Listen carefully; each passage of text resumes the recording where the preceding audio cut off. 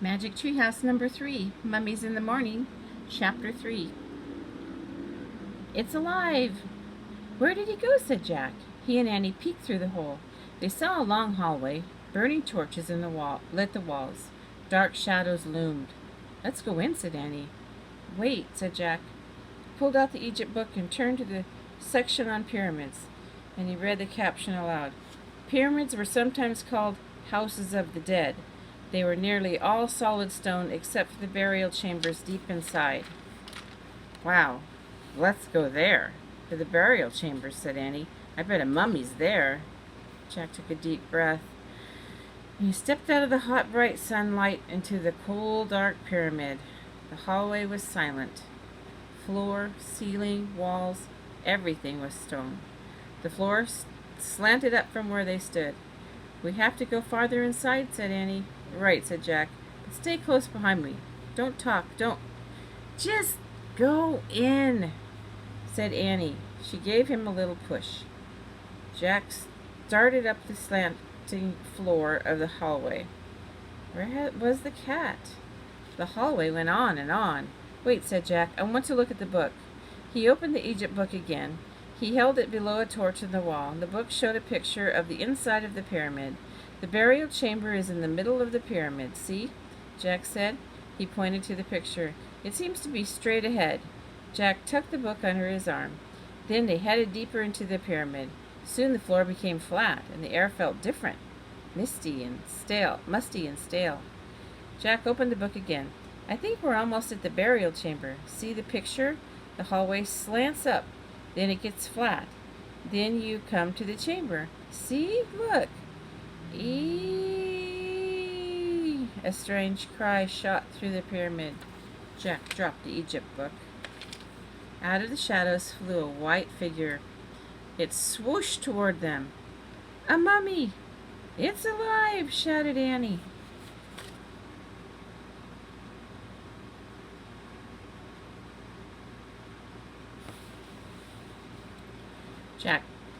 Chapter 4. Back from the dead. Jack pulled Annie down. The white figure moved swiftly past them, then disappeared into the shadows. A mummy, said Annie. Back from the dead. Forget it, stammered Jack. Mummies aren't alive. He picked up the Egypt book. What's this? Said Annie. She lifted something from the floor. Look. The mummy dropped this thing. It was a gold stick, about a foot long. A dog's head was carved on one end. It looks like a scepter, said Jack.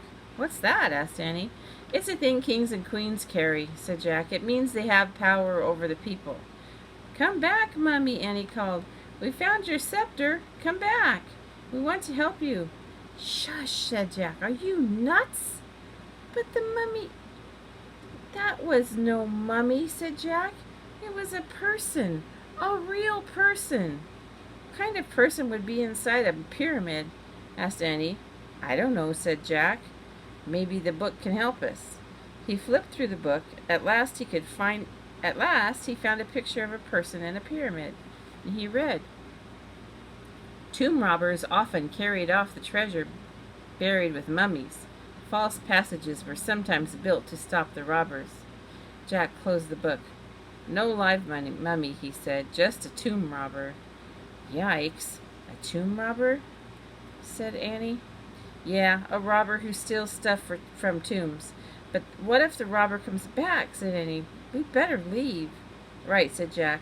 But first I want to write something down. He put the Egypt book into his pack, and he pulled out his notebook and pencil. He started writing in his notebook. Tomb robber. Jack, said Annie. Just a second, said Jack. He kept writing. Tomb robber tried to steal. Jack, looked, said Annie. Jack felt a whoosh of cold air. He looked up. A wave of terror went through him. Another figure was moving slowly toward them. It wasn't a tomb robber. No, it was a lady. A beautiful Egyptian lady. She wore flowers in her black hair. Her long white dress was mainly tiny pleats, and her gold jewelry glittered. Here, Jack, Annie whispered. Give her this. She handed him the gold scepter, and the lady stopped in front of them. Jack held out the scepter. His hand was trembling. He gasped. The scepter passed right through the lady's hand. She was made of air.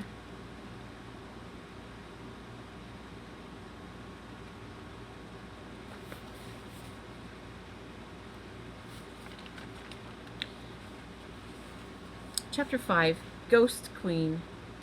A ghost, Annie whispered, but Jack could only stare in horror.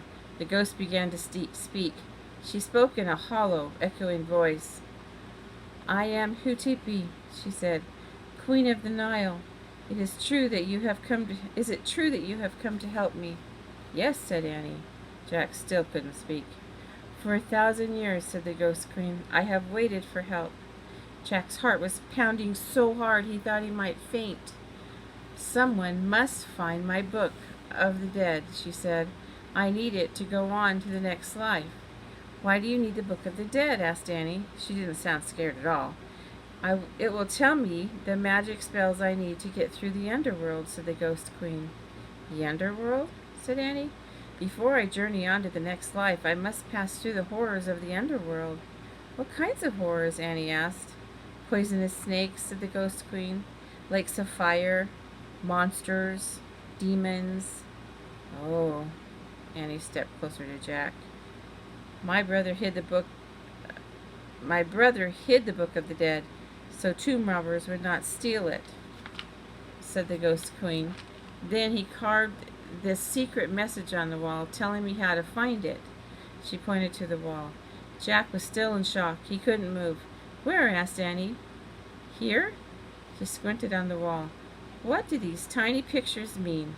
The Ghost Queen smiled sadly. Alas, my brother forgot my strange problem.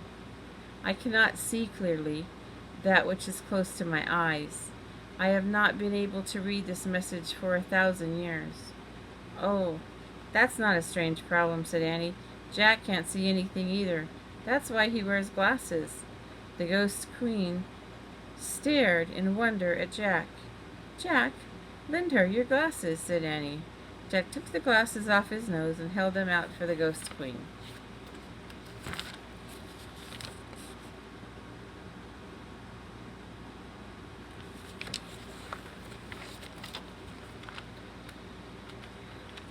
She backed away from him. I fear I cannot wear your glasses, Jack, she said. I am made of air. Oh, I forgot, said Annie. But perhaps she will describe the hieroglyphics on the walls, said the Ghost Queen. Who? Said Annie. Hieroglyphs, said Jack, finally finding his voice. It's the ancient Egyptian way of writing. It's like writing with pictures. The Ghost Queen smiled at him. Thank you, Jack, she said. Jack smiled back at her, and he put his glasses on. Then he stepped toward the wall and took a good look, a good long look. Oh, man, he whispered. 6. The writing on the wall. Jack and Annie squinted at the pyramid wall. A series of tiny pictures were carved into stone. There were 4 pictures here, Jack told the Ghost Queen. Describe them to me, Jack, one at a time, please, she said. Jack studied the first picture.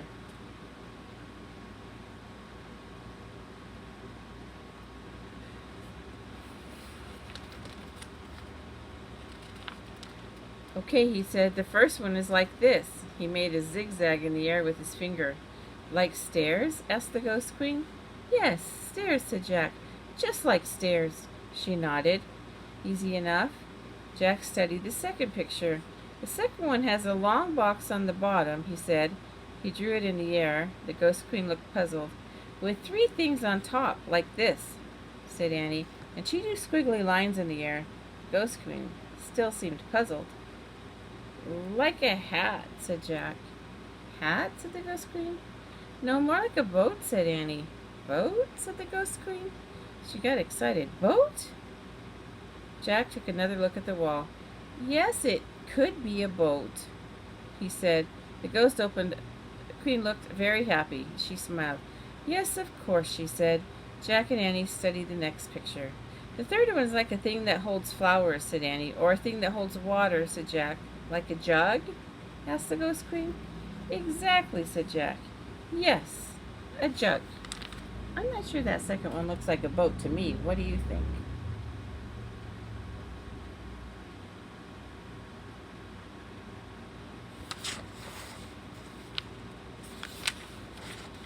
Jack and Annie studied the last picture. And the last one looks like a pole that droops, said Annie. Like a curved stick, said Jack, but one side is shorter than the other. The Ghost Queen looked puzzled. Wait, said Jack, I'll draw it in my notebook. Big, so you can see it. Jack put down the scepter and got out his pencil. He drew a hieroglyph. A folded cloth, said the Ghost Queen. Well, not really, said Jack. He studied his drawing. But that is a hieroglyph for a folded cloth, said the Ghost Queen. Well, okay.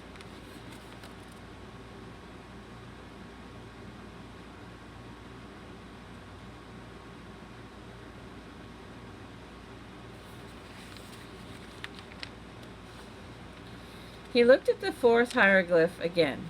He still couldn't see the folded cloth, unless it was like a towel hanging over a bathroom rod. So that's all of 'em, said Annie. She pointed at the picture. Stairs, boat, jug, folded cloth. Jack wrote the words in his notebook. So, what does the message mean? He asked the Ghost Queen. Come, she said. She held out her hand. Come to my burial chambers. And she floated away.